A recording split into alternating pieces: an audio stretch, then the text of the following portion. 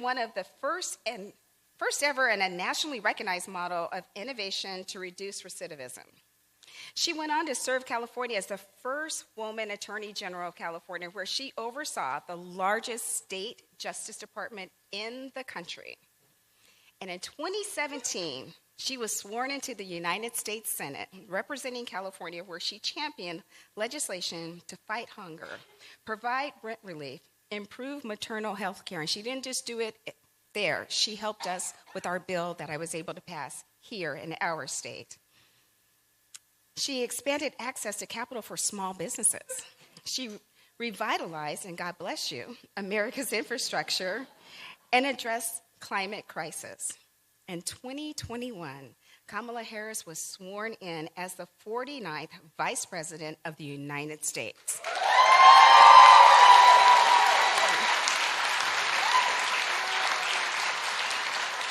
The first woman ever, the first Black American, and the first South Asian American ever elected to this position, and most notably, the highest ranking woman ever elected to public office in the history of the United States of America.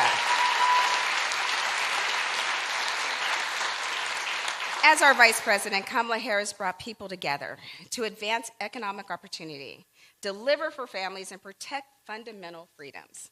She led the fight for the freedom of women to make decisions about their own bodies, the freedom to live safe from gun violence, the freedom to vote, and the freedom to drink clean water and breathe clean air. She took particular focus on jobs and wealth creation through investment in our nation's small businesses and community banks. And on July 21st, 2024, Vice President Harris announced her campaign for president. She officially became the party's nominee 2 weeks later after a formal roll call vote for DNC delegates. I was proud to make that vote. And made history again as the first Black woman, first South Asian woman nominated for president by a major U.S. political party.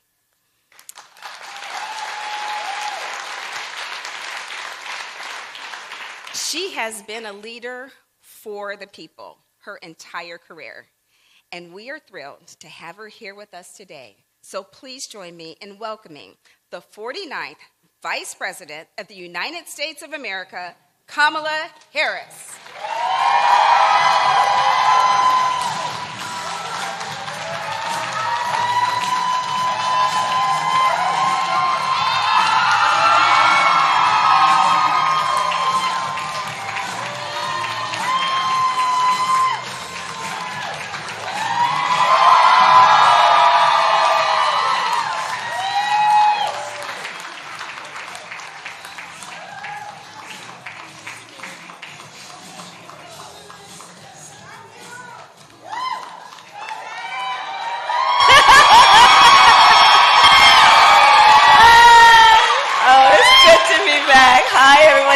Thank you for that beautiful introduction and your leadership. Let's sit down and talk.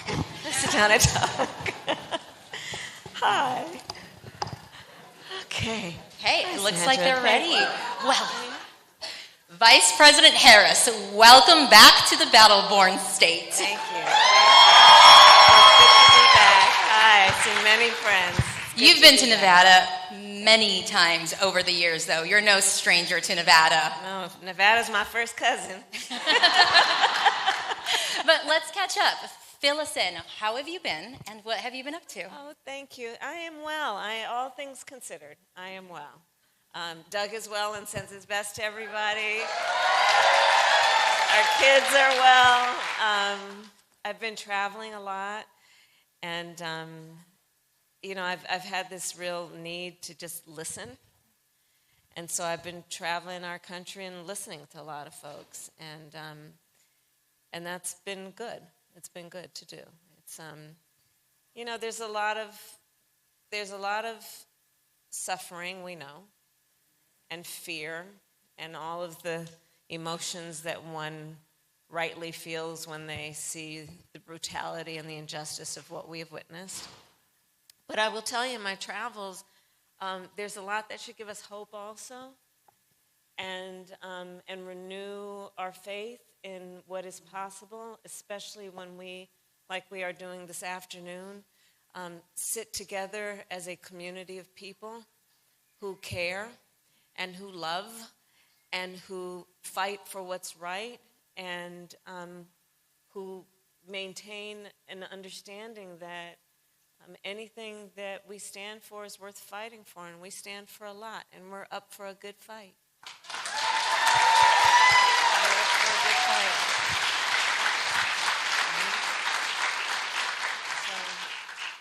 Thank you. We've, a few of us have been traveling the state and doing just that, listening, and I think that's really important. Yeah. Oh, well, you recently gave a speech where you said we need a post-Trump vision, and specifically called for a revival of the American dream. And you are speaking to my heart here. I am a die-hard believer in restoring the American dream because my family lived it. Yeah. So can you talk to us about what that looks like? Well, let's start with this.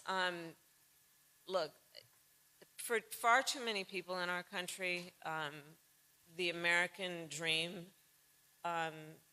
is not real.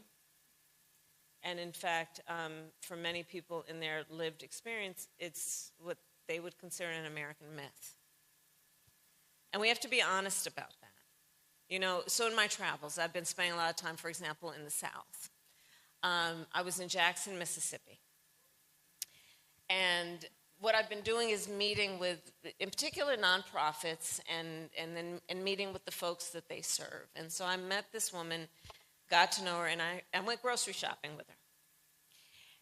She is a mother of 3 children. She receives SNAP benefits. She likes to do hair, but she needs a license, so she's putting herself through cosmetology school. Her weekly budget for food for the 4 of them is $150. We went grocery shopping. I went grocery shopping with her. At the discount grocery store, the cart barely can move. She's picking out things, putting them in the cart. I then asked her, then this is a woman with grace and with dignity and poise. And I asked her, well, what's in the cart for you? And that was the only time she broke down to share that she will eat whatever the kids don't eat. She was explaining to me, when we were kids, like the Chef Boyardee came in a can. It's now in like a red plastic cup. And she was explaining how it's more expensive now than it was a couple months ago. Because all tariffs and all, right, all this ridiculousness. We then go we go into the beverage aisle, and she's buying bottled water. Now, on that tight budget, she explained to me she's buying bottled water because, you see, the water that comes out of her tap is brown. And sometimes it's so bad she can't bathe her children in that water. And she looks at me and she says, there are a lot of people like me. And this was the thing that was most poignant. And she said, don't they see me? When they're talking about the economy as this and that, don't they see me? And she's working hard. She's taking care of her children. She loves her children. She's putting herself through school. She wants a better life for herself and her family. So when I talk about the American dream for so many people has become an American myth, I'm talking about that. I'm talking about the woman I met who shared with me, she's documented. Her husband is not. Her children are born here. They are, obviously. And she's a housekeeper, and she was explaining to me how the building in which most of the folks that she knows, immigrants, live, an apartment building, it's like 30% occupancy right now. It never has been that way. Why? Because they know that these buildings are where the raids are happening. So families have moved out of those buildings and are now renting basically unfinished basements in people's houses scattered out around the community so that they won't be a target. So paying more money than they should ever be paying for an unfinished basement. How women that live in her community are not going to the hospital to give birth for fear that their baby will be taken from them. These things are happening in America. So when I think about all of this, and I think about the fact that right here in Nevada, because of what's going on, we can talk about, we can talk, we're going to get to that. We're going to get to that. But here in Nevada, it costs $20 more at least to fill your tank than it did months ago. Here in Nevada, it costs $1,500 more a year because of all the tariffs, right, which we predicted.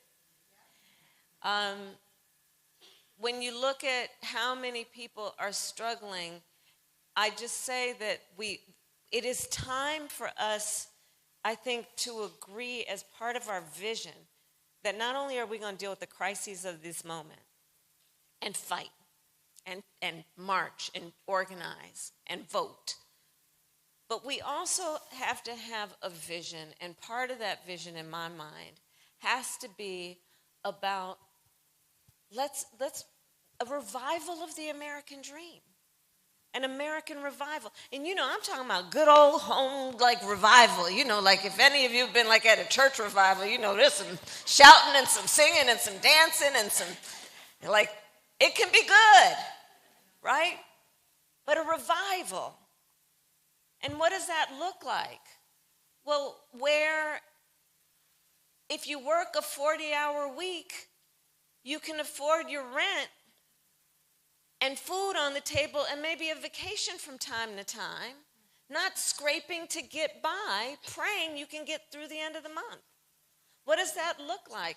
It means affordable housing, affordable childcare, and not scraping to get by, when right now in America, childcare is in some places more expensive than rent. When we talk about caring about families, revival of American dream, where we have a tax code that's not just about benefiting vast wealth, but about benefiting hard work. A public education system, right? Revival of an American dream, where we have a public education system that is about preparing our young, bright minds for the workforce of the 21st century and not for a lifetime of debt. These are the things, right?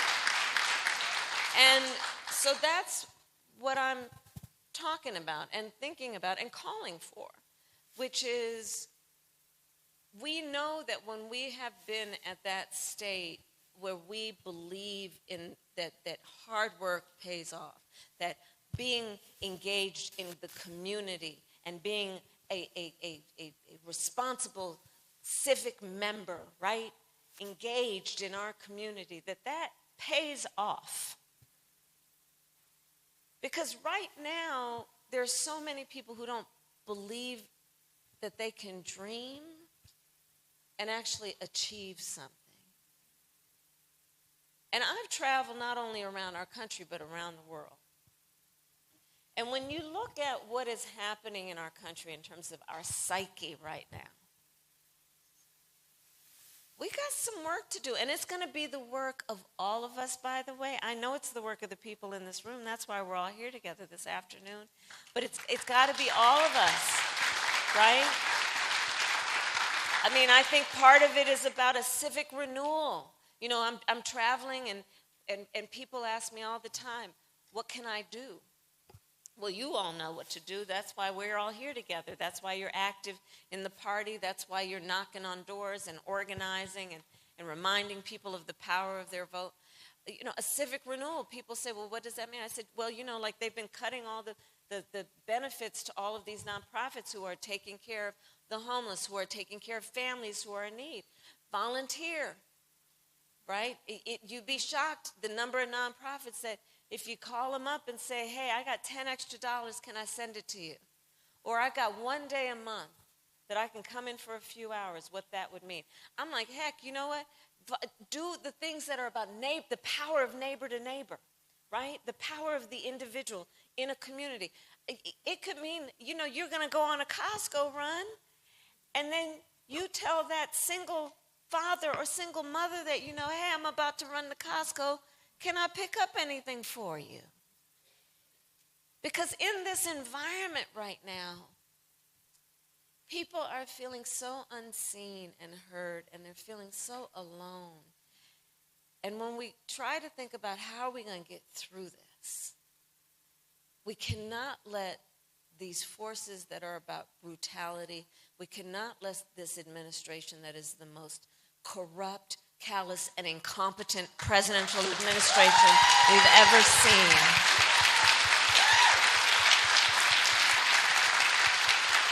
We cannot let them distinguish our spirit. They can't extinguish our spirit.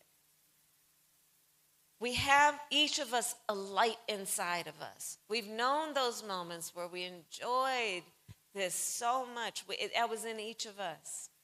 Nobody gave it to any of us. It was in us, and we saw it in each other, that light. And in particular in moments of darkness, that light is most important.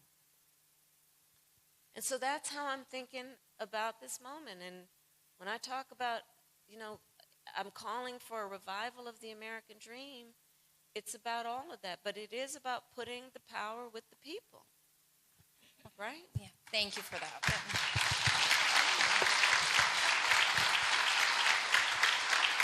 I want to say thank you because there was a couple of things you said. You talked about Americans not believing, and I agree. I think they're facing a crisis of hope right now. Yeah. And so thank you for fighting for restoring that American dream, to make it a dream and no longer a myth. And you said you went grocery shopping with a woman. You met her where she was. Yeah. You went out and you met the voters where they were, and you probably made her feel seen for the first time in a very long time. So thank you. Yeah. So I have another question for you. So often here in America, we can feel isolated from the impacts of global issues. But right now, we aren't. We have gas prices soaring, and a lot of us look at what's happening with U.S. leadership around the world, and we are incredibly concerned and scared sometimes too. You spent a lot of your time as vice president working to rebuild America's relationships. Yeah. What do you think about what's happening right now, and do you think America's reputation can recover? So, that's actually a great segue from where we were, because a revival of the American dream includes that we as a nation agree that it is consistent with that dream and creating opportunity in our nation, that we would have and invest in affordable health care and affordable housing and affordable child care, and not in a war that nobody wants, right? Billions of dollars. And so, where we are, I'm very concerned, I must admit, but I think we can get on the other side of this, and I also believe it's going to take some time. As Vice President of the United States, I met with over 150 world leaders, presidents, prime ministers, chancellors, and kings, many of them multiple times, and I developed relationships with them. And I will tell you something. Donald Trump is the first president of the United States of either party, Republican or Democrat, since World War II, who has thumbed his nose at the importance of America's relationships with our allies. Thumbed his nose at it, walked away from them, points fingers at them, calls them names, degrades them in the Oval Office. He's the first president of the United States of either party who has not assumed a responsibility, imperfect though we may be, to be a standard bearer around international rules and norms, such as sovereignty and territorial integrity. See what's happening in Ukraine. First one. And these relationships, foreign relations, it's really like relationships in your personal life. So your friendships, the strength of a friendship will be based on, do we have mutually recognized the history of the relationship? Where we've been, what we've been through.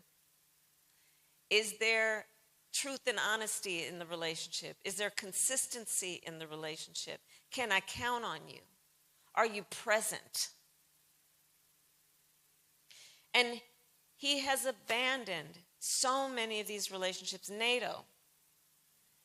Understand, listen, as vice president, I went and represented the United States of America at the Munich Security Conference every year. And I would speak in front of our NATO allies in Munich. And I'll tell you, the first time I went, I realized how much the 1930s are in their blood and bones as a memory of how things can go and how bad it can be. And not as much, I think, in our memory of what tyranny and fascism and brutality and abuse of power can look like. When I look at what's happening, in addition to all of that and because of it,